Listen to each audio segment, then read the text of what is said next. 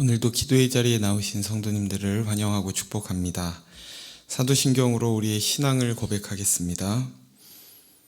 전능하사 천지를 만드신 하나님 아버지를 내가 믿사오며 그 외아들 우리 주 예수 그리스도를 믿사오니 이는 성령으로 잉태하사 동정녀 마리아에게 나시고 본디오 빌라도에게 고난을 받으사 십자가에 못 박혀 죽으시고 장사한 지 사흘 만에 죽은 자 가운데서 다시 살아나시며 하늘에 오르사 전능하신 하나님 우편에 앉아 계시다가 저리로서 산 자와 죽은 자를 심판하러 오시리라. 성령을 믿사오며 거룩한 공회와 성도가 서로 교통하는 것과 죄를 사하여 주시는 것과 몸이 다시 사는 것과 영원히 사는 것을 믿사옵나이다. 아멘. 찬송가 455장 찬송하시겠습니다.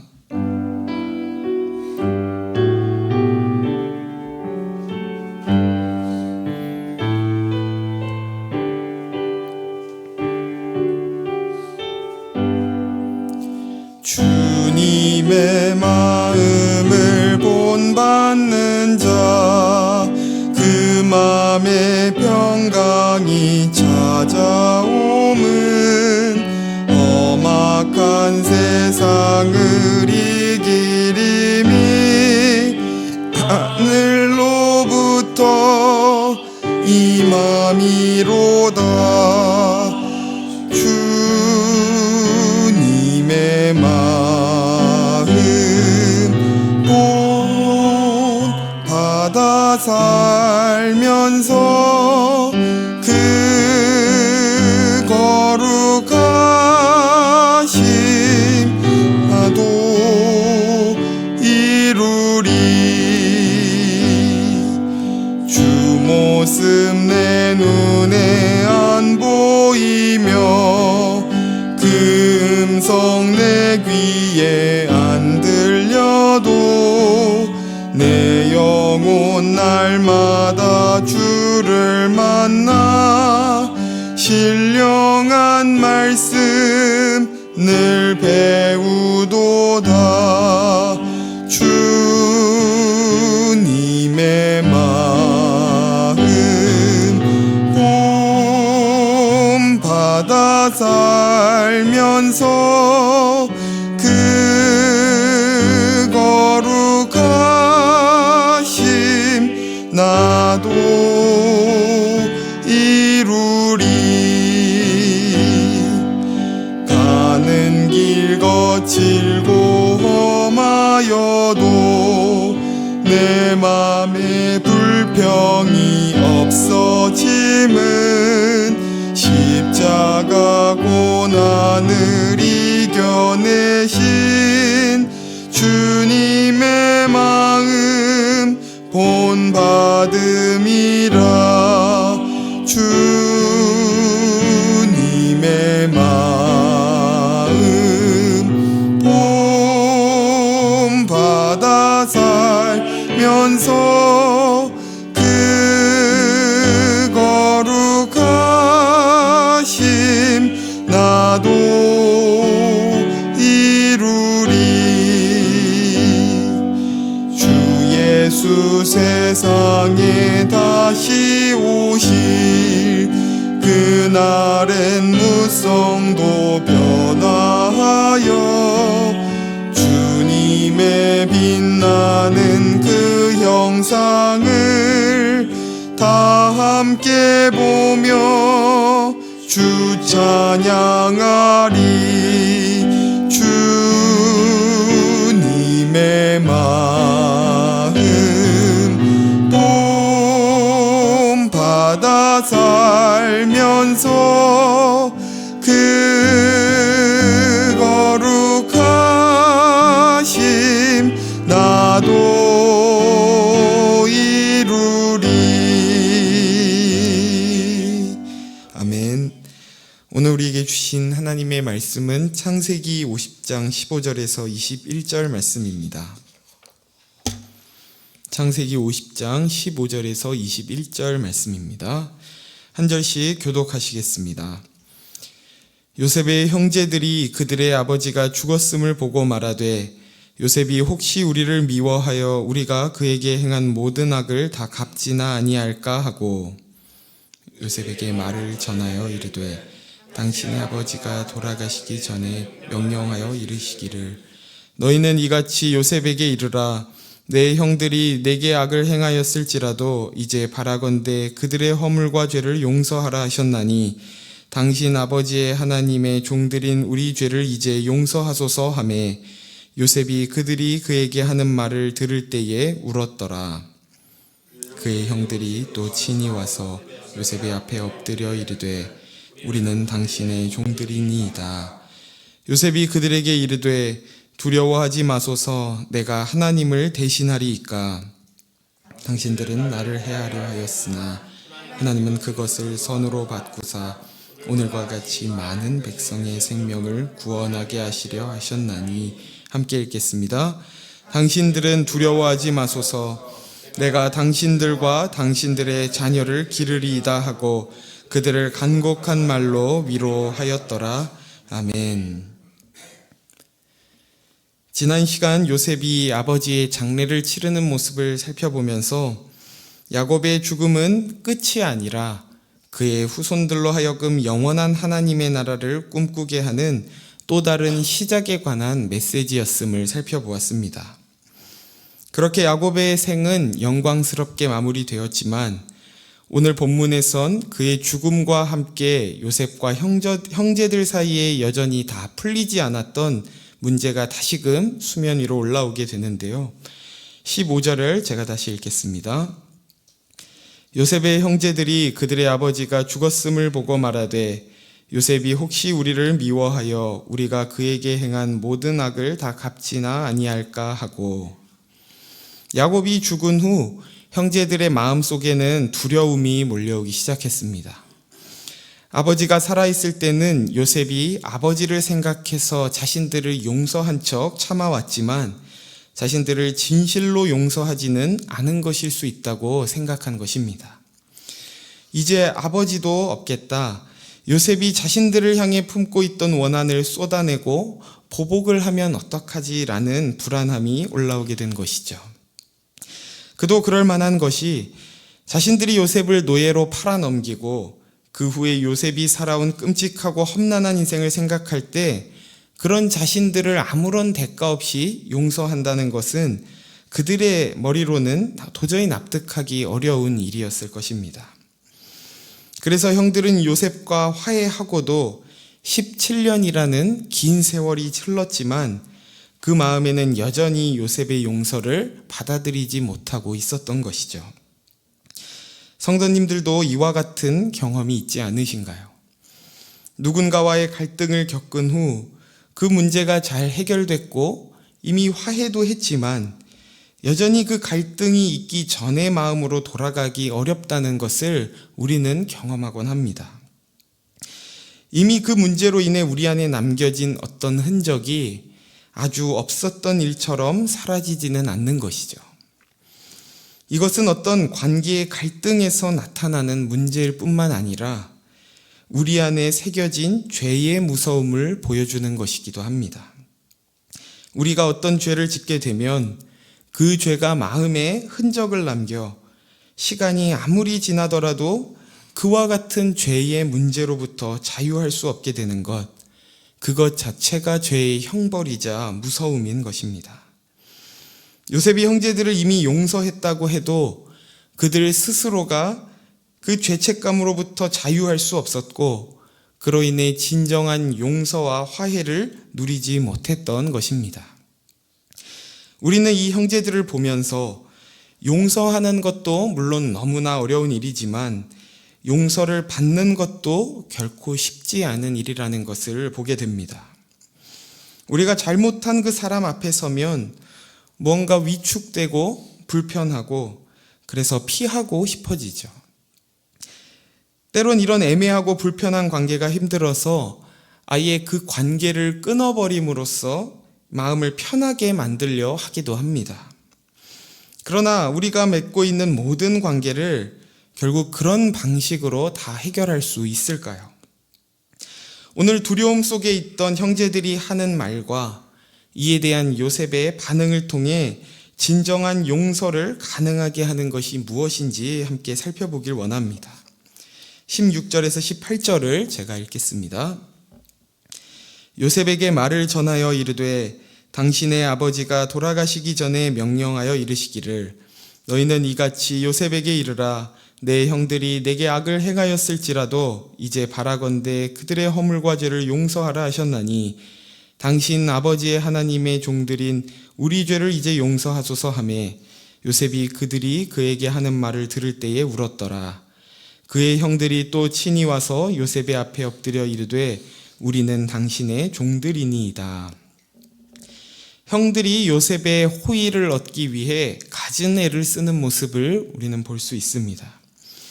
먼저 그들은 요셉에게 직접 찾아가서 이야기하지 않습니다.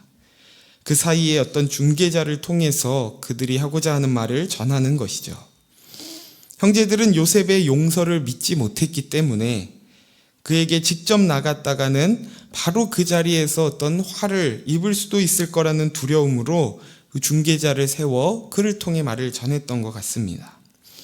또한 16절에 보면 아버지를 언급하면서 우리 아버지가 아니라 당신의 아버지라고 말하는데요. 그 유언이 다름 아닌 바로 요셉을 향한 유언임을 강조하면서 요셉이 그 유언을 따를 수밖에 없도록 만들고자 한 것입니다. 그렇게 아버지가 했던 유언의 내용이 무엇이라고 하냐면 내 형들이 내게 악을 행했을지라도 그들의 허물과 죄를 용서하라는 것입니다. 그런데 정말 야곱이 그 형제들에게 이런 유언을 남겼을까요? 성경 어디에도 형제들이 요셉에게 했던 일들을 야곱이 알고 있었을 거라는 내용은 기록되어 있지 않습니다. 만약 실제로 이런 유언을 했다고 하더라도 요셉에게 직접 했어야 할 유언이지 형들을 통해 이런 유언을 듣게 되는 것은 무엇인가 자연스럽지 않은 상황인 것이죠.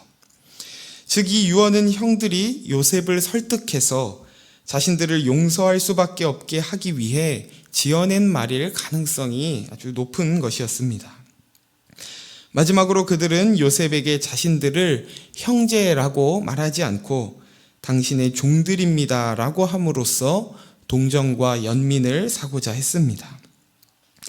이런 형들의 말을 듣고는 요셉은 어떤 반응을 보였나요? 그는 울었습니다. 그렇다면 왜 그는 그 형들의 이야기를 듣고 울었던 걸까요? 그것은 요셉이 정말로 형들을 이미 용서했기 때문이었습니다. 자신에게 결코 지울 수 없는 상처를 남긴 형들이었지만 요셉은 이미 진심으로 그들을 용서했고 다시금 진정한 형제로서의 관계가 회복되기를 원했습니다. 그러나 형들은 여전히 요셉의 용서를 믿지 못했고 자신들에게 복수를 할까봐 두려워하는 모습을 보면서 그는 너무나 마음이 아팠던 것입니다. 그렇다면 형제들이 이런 거짓말을 할 수밖에 없었던 근본적인 이유는 무엇이었을까요? 사람이 어떤 죄로 인해 죄책감이 들고 또 두려움에 빠질 때 보통 두 가지의 반응을 보이게 됩니다. 한 가지는 자신의 죄를 축소시켜 별일이 아닌 것처럼 뻔뻔해지는 것이고 다른 한 가지는 그 죄에 압도되어 위축되고 비굴해지는 것입니다. 뻔뻔함은 타인을 파괴하는 결과를 낳고 비굴함은 자기 자신을 파괴하는 결과를 낳게 됩니다. 우리가 이런 왜곡된 두 가지의 길로 가지 않고 진정한 용서를 얻기 위한 유일한 길은 우리의 있는 모습 그대로 나아가 진심으로 용서를 구하는 것입니다. 그리고 이것은 하나님께서 우리에게 원하시는 것이기도 합니다.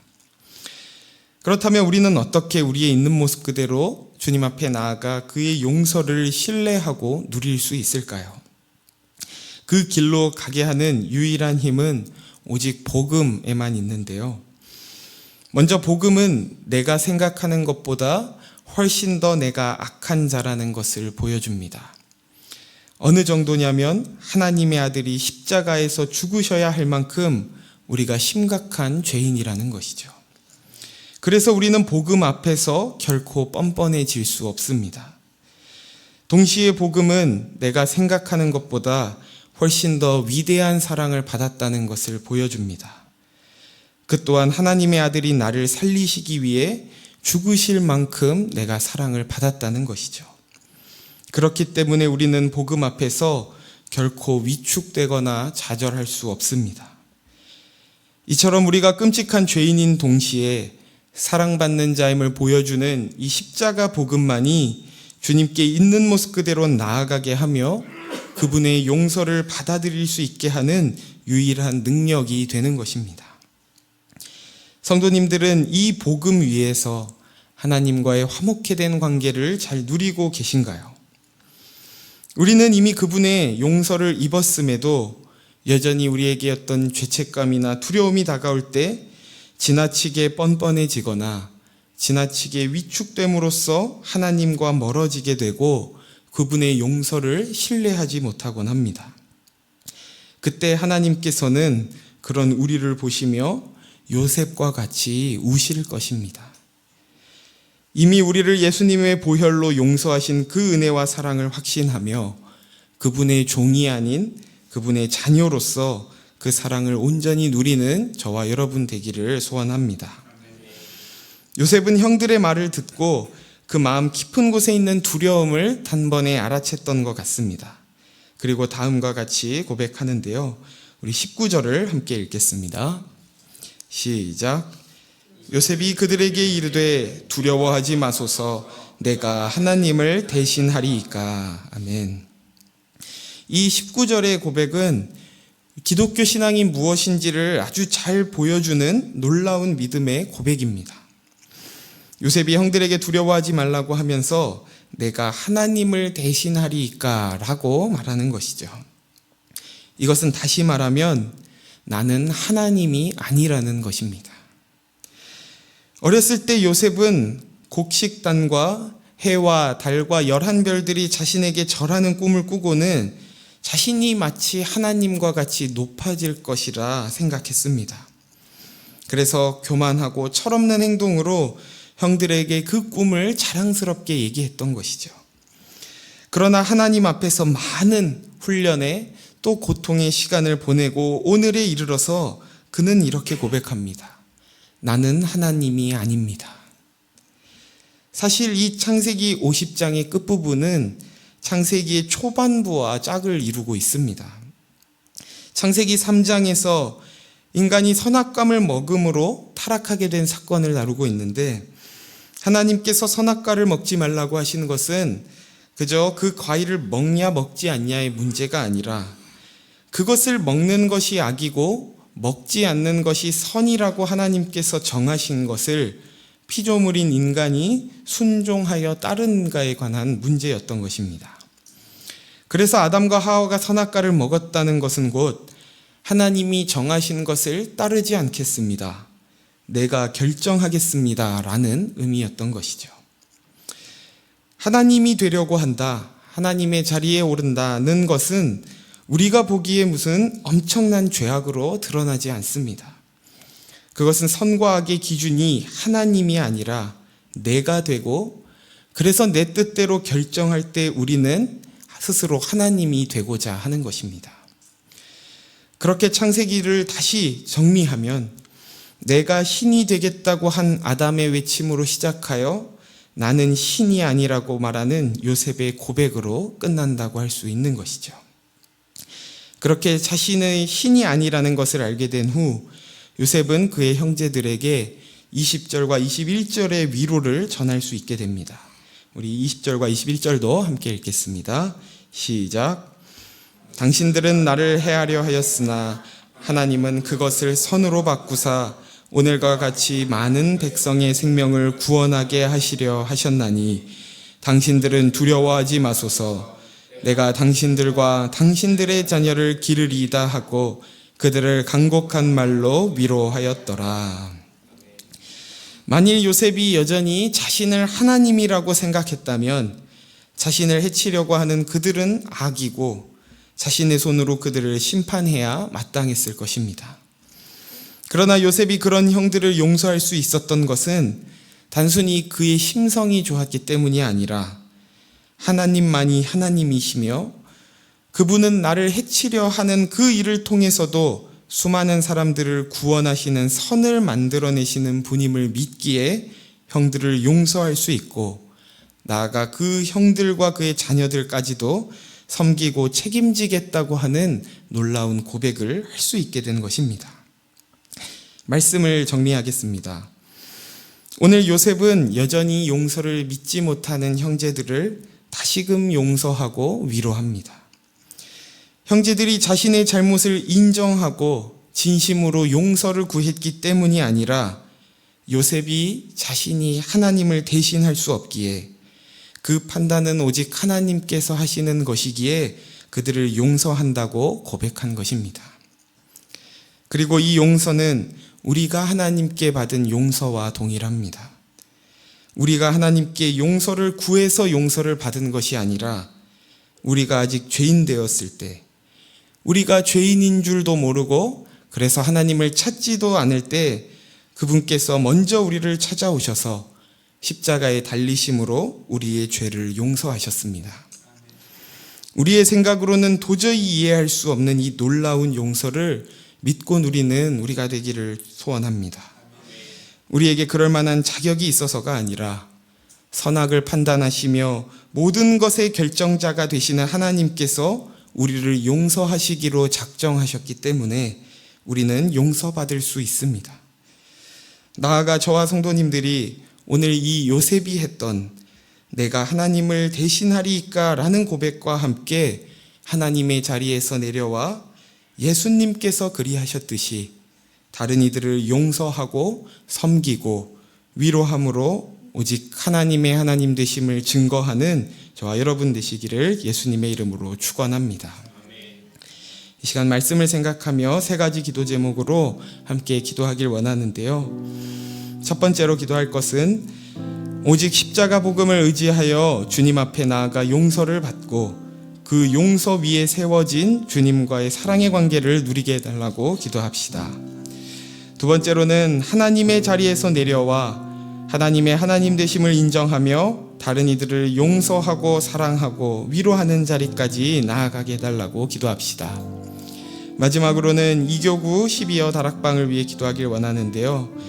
남은 2학기에도 성경 통독을 통해 하나님의 말씀을 더욱 깊이 깨닫고 풍성한 은혜를 누리는 다락방이 되게 해달라고 우리 나눈 세 가지 기도 제목과 각자의 기도 제목으로 함께 기도하시겠습니다. 하나님 아버지 감사합니다. 오늘도 우리를 이 기도의 자리에 또 불러주셔서 또 이 요셉과 형제들이 화해를 하는, 또 요셉이 진정한 용서를 선포하는 이 말씀을 통해 우리가 주님께 받은 용서가 무엇인지를 알게 하시고 또 그 용서를 확신하며 주 앞에 나아가게 하시니 감사합니다. 오직 우리가 십자가의 복음을 의지하여 주님 앞에 나아갈 수 있음을 고백하오니 그 용서를 우리가 누리며 그 용서 위에 세워진 하나님과의 사랑의 관계를 누리게 하여 주옵소서.